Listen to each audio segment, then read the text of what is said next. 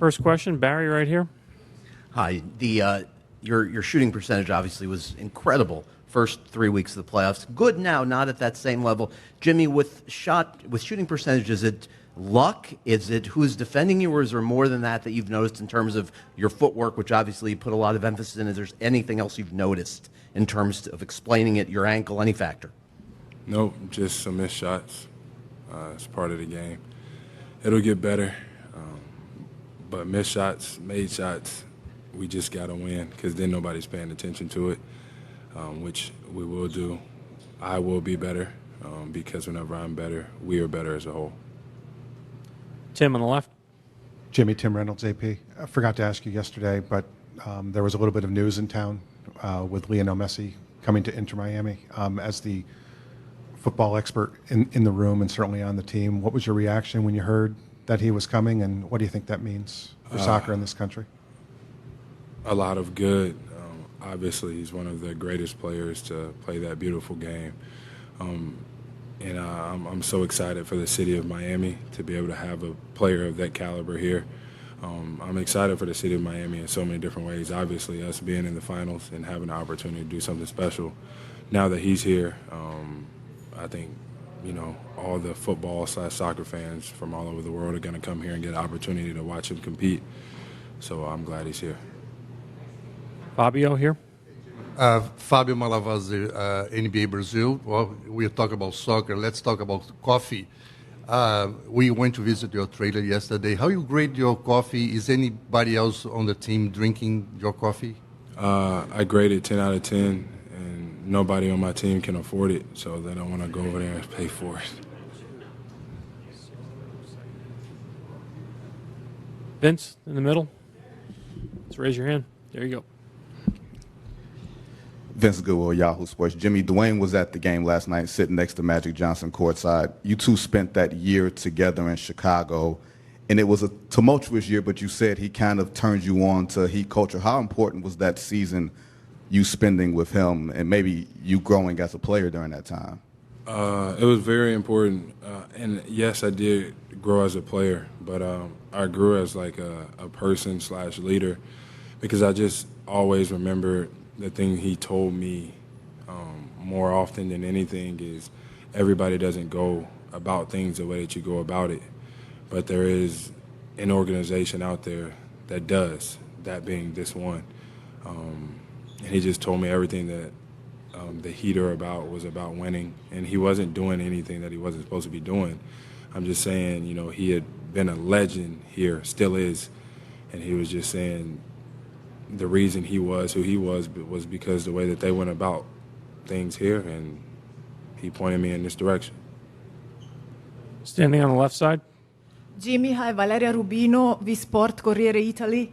Is it the resiliency, the character, the skills, or, as you said, the art of not giving a damn? What makes you proud of representing the Heat culture, and what do you expect from this group tomorrow? Obviously, I expect to win, but what makes me proud is these guys are never out of the fight. They're so joyful because we're in this thing together through good and through bad, and I'm proud of my guys for that. I love my guys for that. So tomorrow we're going to come out with a lot more energy. We're going to compete at a high level, and we're going to get one at home. Mark, back left. Mark Spears, ESPN's Landscape. Jimmy, where is Tyler at mentally in your conversations? Like, how's he holding up, and what kind of boost can he give you guys this late in the series? Obviously, he's been huge in what we've done all year long. But I think his spirits are really high. He's doing everything that he can to come back and help. I don't know where he is in that process, but I see him working. I see him smiling. I see him being around the guys, which is good for him and even better for us. And we want him out there competing with us. We always have. We always will. But whenever he's ready, he'll be back, and he'll be better than ever. Dan, over here on the right. Dan Devine, Yahoo Sports. There's been a number of times where you've had to switch on to Jokic out at the perimeter. I'm wondering his shooting ability. What does that do in your decisions to close out? It's got to be short, on the ball. Kind of how do you go about that decision-making process with a big who shoots it like that? Honestly, I can't even tell you the answer to it because he can shoot the ball, he can put the ball on the floor, pass the ball. you just got to do everything you can to stay in between him and the basket, trace the ball with both hands. But he's a hell of a player. So, like, he's been very, very dominant in everywhere on the floor. So you're closing out, one of the best players in the world, if not the best player in the world. And it's a handful for anybody that's closing them out. Front left, Joe. Joe Varden, The Athletic. Jimmy, two things. Do you know Messi enough have you met him or know him enough to reach out, welcome him to Miami or anything like that? Can you leave me alone? I got like 3 more questions. I wouldn't say that I know him enough, but I have met him before. Will I reach out? Probably not.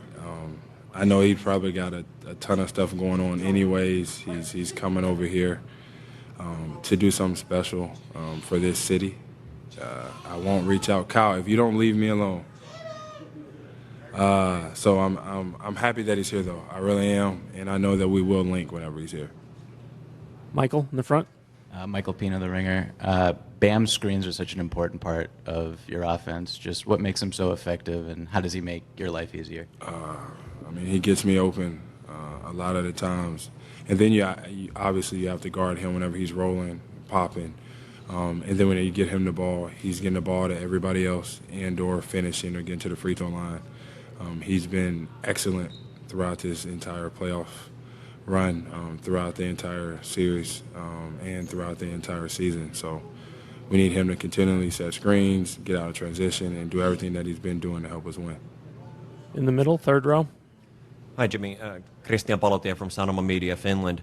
In the last game, it seemed like Denver was more okay with playing you in that drop coverage 2-on-2 and not helping as much from the other positions. And also when you made those long dribbles, kind of Nash or Gretzky dribbles, they didn't help out as much as they did in the previous game. What's important in terms of if they keep doing that to how to get your teammates involved as well? Keep doing what I'm doing. Look to find my guys open on the perimeter.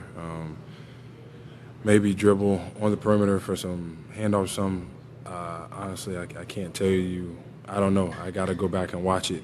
But I know I'm going to find my guys. I have to find my guys if we want to win. So keep attacking and get the ball to my guys so they can get shots on goal. On your left, third row.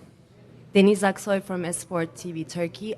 So I talked to Ömer Faruk Yurtseven from Turkey, and he said he's looking and he's observing every single move that you guys are making during the finals. He's learning. So what would you like to tell them to teach them more every day by day, to make them improve themselves in their careers? Like being calm, not rattled is like the best thing ever. Knowing that everything's going to be okay, everything's going to be just fine. As long as you give it your all, you go into it every day knowing that you have an opportunity to do something special. And that's what we're doing here. We're having a lot of fun being and competing with one another. So that's what we do. Stay calm, stay collected, and go out there and do everything together. Over here on the right side. Jimmy, Paul Antunes, ESPN Brazil. Everywhere you look, like in this organization, it seems like there's some kind of underdog story, right?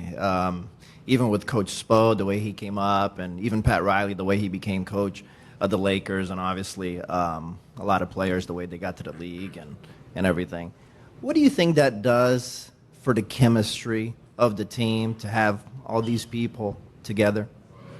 I don't think it does too much. I just think you have some really talented basketball players on the roster. You have some really genius coaches on the coaching staff and some super genius individuals in the front office. And they get everybody on the same page. They get everybody chasing the same goal. And they give everybody to give in to the team, let go of the self and really buy into what we're doing here as a whole. Underdog or not, that's just what it is here, and we love it. Last 2 questions on the left side.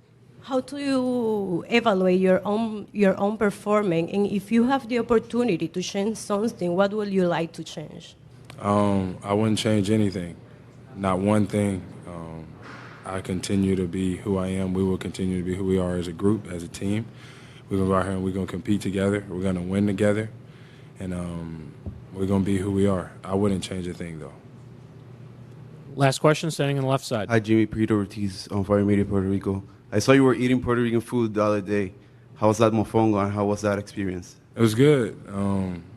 Puerto Rican food, I'm a big foodie.